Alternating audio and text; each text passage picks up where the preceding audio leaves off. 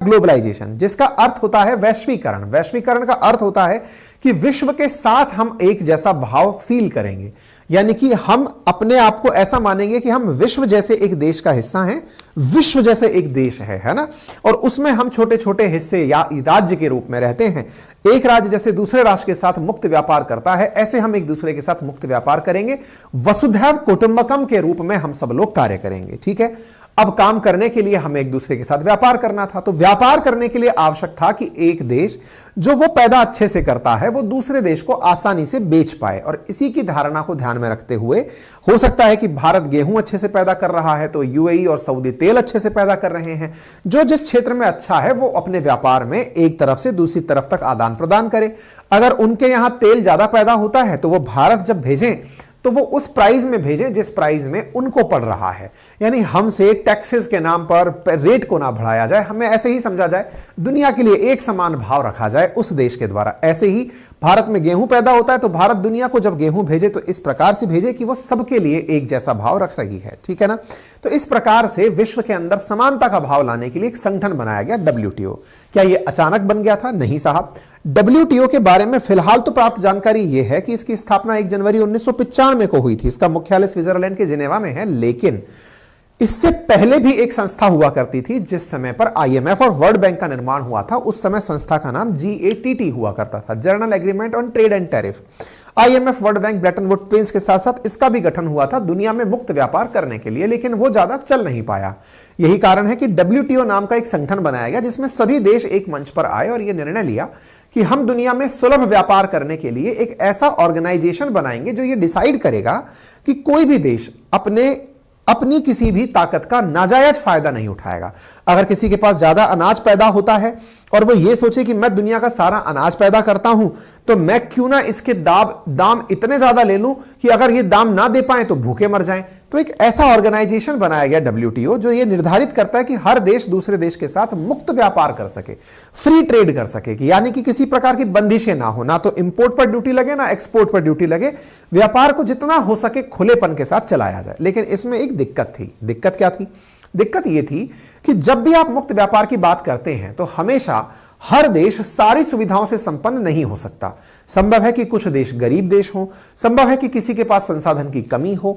ऐसी स्थिति में जिनके पास संसाधन नहीं है वो तो हमेशा ही सरकार से इन्हीं उम्मीदों में बैठे रहेंगे या दुनिया से इन्हीं उम्मीदों में बैठे रहेंगे कि उन तक संसाधनों की रीच पैदा हो जाए। यानी कि आज मान लीजिए कि कोई भी अफ्रीकन कंट्री है, वो यही चाहेगा कि उसके पास संसाधनों के नाम पर, चाहे वो टेक्नोलॉजी हो, चाहे वो अनाज हो, चाहे और भी संसाधन सुविधा के हैं, वो सामान पहुंचाए जाएं। लेकिन उसकी मुसीबत यह है कि उसके पास इतना पर्याप्त फंड नहीं है कि वो उन सब चीजों को परचेज कर पाए। इसका मतलब यह हुआ कि उसकी गरीबी उसको लेने के लिए मजबूर तो कर रही है, लेकिन संसाधनों का अभाव और गरीबी का संयुक्त प्रभाव उसे कुछ करने नहीं दे रहा है। और ऐसी स्थिति में उसके पास रहा सहा जो धन है, अगर उसने कुछ खरीद लिया तो वो भी चला जाएगा, यानी कि गरीब तो और गरीब हो जाएगा। यानी ऐसी स्थिति आ जाएगी कि अगर आप विक्रेता बनकर ही रहेंगे हमेशा और कुछ क्रय नहीं करेंगे तो ऐसी स्थिति में जो गरीब है वो और गरीब हो जाएगा। उदाहरण के लिए अगर हम इंडिया जैसे विकासशील देश की बात करें तो भारत दुनिया की सबसे बड़ी पॉपुलेशन लगता है, 140 करोड़ की आबादी बताई गई है। ऐसी स्थिति में अगर इंडिया इंपोर्ट ही करता रहा और अपनी तरफ से कुछ नहीं बेच पाया तो हम अपना पैसा भी विदेश भेज देंगे। सामान तो हम खरीद लिए, लेकिन जैसे अंग्रेजों के काल में हम लोग गरीब हो गए थे, हम फिर से गरीब हो जाएंगे। यानी कि हमारे पास से सारा पैसा जब विदेश चला जाएगा तो फिर हम लोग तो कुल मिलाकर डेट में ही चले जाएंगे ना। जैसे अंग्रेजों ने हमारे देश में यही किया था। हमारे देश से जो वेल्थ को बाहर ले जाने की थ्योरी थी वो असल में यही तो थी। तो हमारे देश के पैसे को कैसे बाहर ले जाया गया? ऐसे ही गया था। ऐसी स्थिति में WTO के सामने एक जिम्मेदारी और आई, और वो जिम्मेदारी क्या थी कि क्यों ना विकासशील देशों का संरक्षण किया जाए। यानी कि यह तय किया जाए कि विकासशील देशों से भी कुछ खरीदा जाएगा, अल्प विकसित देशों से भी कुछ खरीदा जाएगा, सो दैट वो भी कुछ बेचकर पैसे कमा सकें। अदरवाइज तो जो डेवलप्ड नेशंस हैं, जिनके पास में इतना संसाधन है, इतनी टेक्नोलॉजी है, इतनी पैदाइश है, वो तो अपना माल बेच बेचकर और अमीर हो जाएंगे और गरीब मारा जाएगा। तो WTO सबका हितों का ध्यान रखने के लिए बनाया गया एक संगठन बना। ठीक है, इस बात को ध्यान से समझने की आवश्यकता है कि कभी भी, जैसे आज हम आरक्षण की बात करते हैं कि आरक्षण का आधार क्या है, तो आधार है कि अगर कोई भारत का वर्ग ऐसा है जिसने कभी समाज के अंदर अपनी पूर्वजों के चलते एक उच्च स्तर पाया हुआ था, तो निम्न स्तर पर जो विराजमान है व्यक्ति, उसे आरक्षण की मदद से इनके बराबर लाया जाए। आरक्षण की असल अवधारणा समानता के ऊपर केंद्रित है। WTO ने भी कुछ ऐसे ही आरक्षण के प्रावधान किए। आरक्षण के प्रावधान में अल्प विकसित देशों को प्रोविजन दिया गया कि आप चिंता मत करिए, आपके यहां से जो एग्रीकल्चर प्रोड्यूस है वो विकसित देश खरीदेंगे, ताकि तभी तो आपके पास पैसा आएगा। इसी प्रकार से विकासशील देशों से कहा गया कि आपके यहां पर जो प्रोड्यूस होते हैं, जो पैदावार होती है, आप उसकी जो उत्पादन लागत है या फिर जो आपकी जो टोटल GDP उसकी वजह से क्रिएट होती है, उसका 10% तक अपने देश के अंदर विकास पर खर्च कर सकते हैं। और विकसित देशों से कहा गया कि आपकी जो एग्रीकल्चर प्रोड्यूस है उसका 5% ही आप विकास पर खर्च करेंगे। अब यह क्या कहानी निकल आई, अब इसको थोड़ा और आगे ले जाते हैं। तो पहले आपको यदि यह क्लैरिटी ऑफ थॉट आ चुका है कि रिजर्वेशन के तरीके से अल्प विकसितों का तो संरक्षण कर दिया गया, अब विकासशील वर्सेस विकसित देशों की लड़ाई समझते हैं। विकासशील में रख लीजिए इंडिया को, विकसित में रख लीजिए अमेरिका को, ताकि उदाहरण समझने में आसानी होगी। विकासशील के नाम पर इंडिया चाहता है कि मेरी पैदावार और बढ़े, जो मेरे पास है मैं दुनिया को बेचकर विदेशों से पैसे कमाऊं। चूंकि इंडिया आफ्टर हरित क्रांति एग्रीकल्चर प्रोड्यूस का एक्सपोर्टर बन गया है, ऐसी स्थिति में भारत कृषि पदार्थों को बेचकर पैसे कमाना चाहता है। पैसे कमाने के लिए हमारी पैसे कमाने की भूख बढ़ी तो हमने पैदावार बढ़ाई। पैदावार कैसे बढ़ाई? पैदावार के लिए हमने स्वामीनाथन जी के द्वारा रिकमेंडेड हरित क्रांति को शब्द से पालित किया। उन्होंने कहा कि आपको हाई यील्डिंग वैरायटी सीड्स देने होंगे, फर्टिलाइजर देने होंगे, पानी पहुंचाना होगा, किसान की पैदावार बढ़ेगी। पैदावार बढ़ेगी तो भारत कृषि निर्यात करेगा और पैसे बढ़िया से कमाएगा। चलिए, ये तय हो गया। पैसे बढ़िया से कमाएगा, जब ये तय हुआ तो अब इसमें एक पेच फंस गया। क्या फंस गया?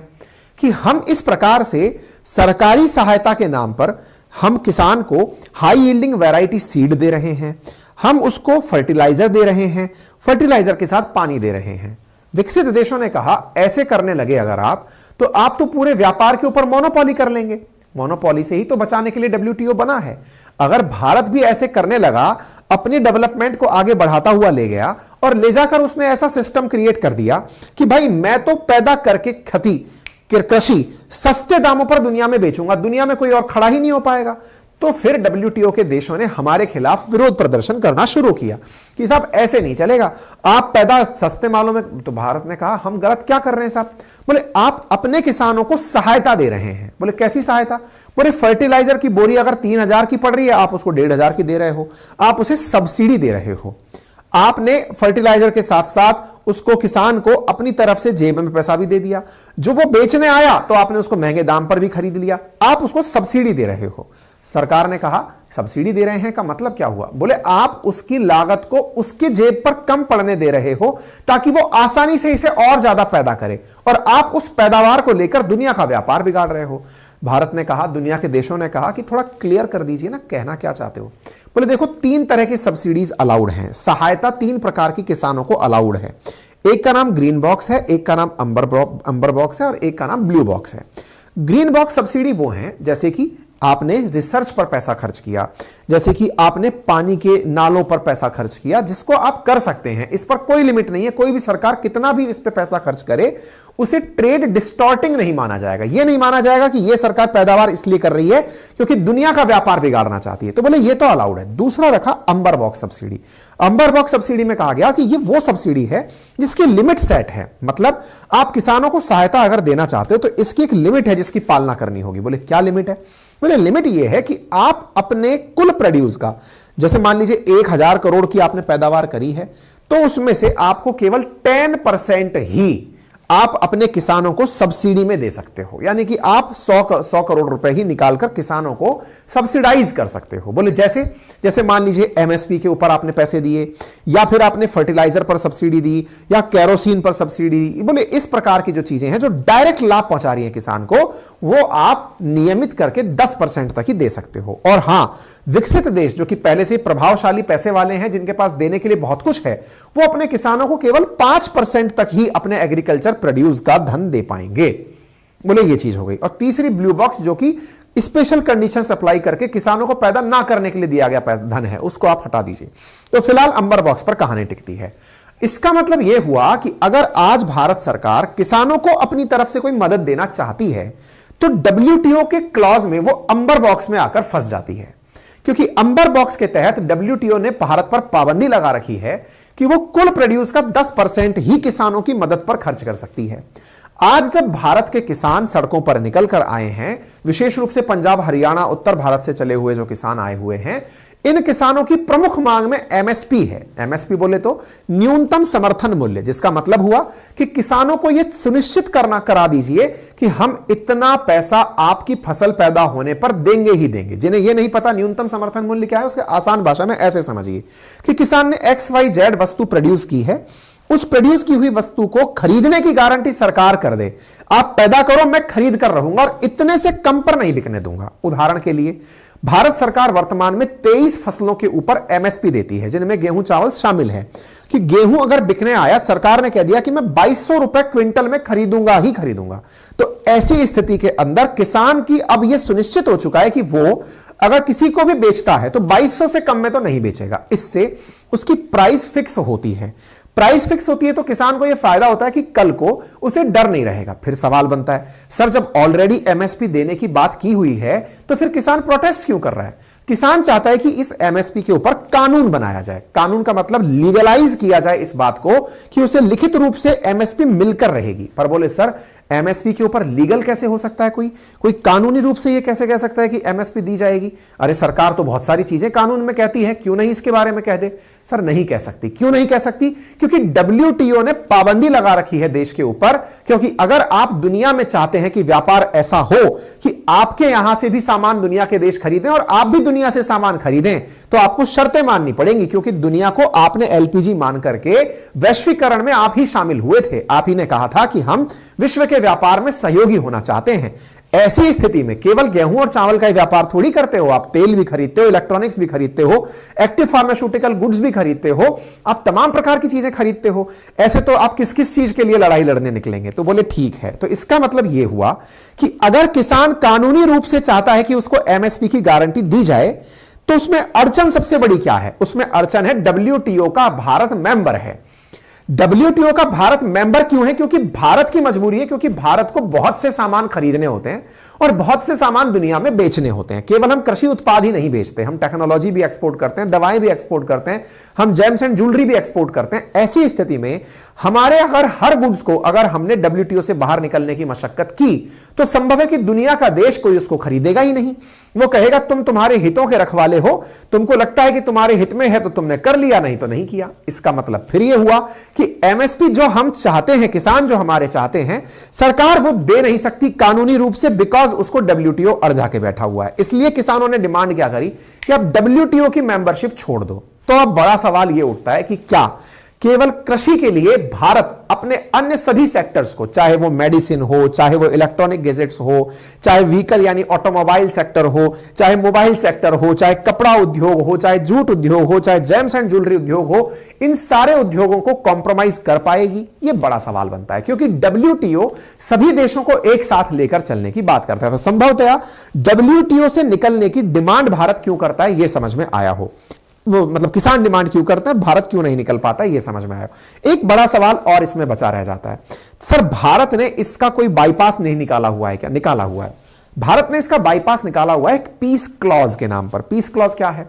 2013 में WTO की बैठक में यह डिसाइड किया गया कि भारत जैसे देश जिन्होंने भुखमरी का सामना किया है, आपको याद होगा वो दशक जिस समय पर भारत के अंदर जय जवान जय किसान का नारा दिया गया था, हमारे पास में एक वक्त का ही भोजन था, यानी हम एक समय खाना खा सकते थे, इतना ही सरवाइव करने का हमारी आर्थिक स्थिति थी।